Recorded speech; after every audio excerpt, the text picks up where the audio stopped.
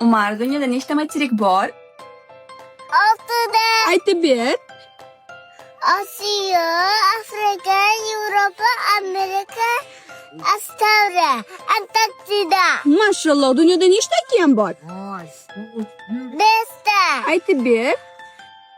Tinch, Atlantika, Hind, Asiya, Janubiga. Mashalloh, Umar, dunyodagi eng katta materik qaysi?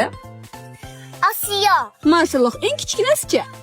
Avstraliya, Mashalloh, dunyodagi eng katta okean qaysi?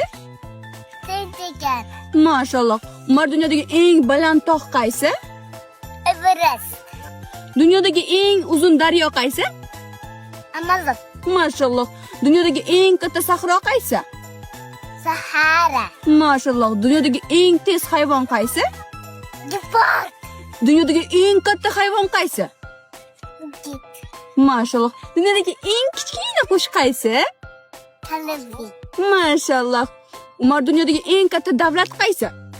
Rossiya, Mashalloh. Dunyodagi eng kichkina davlat qaysi? Vatikan, Mashalloh, zo'r. Zo'r.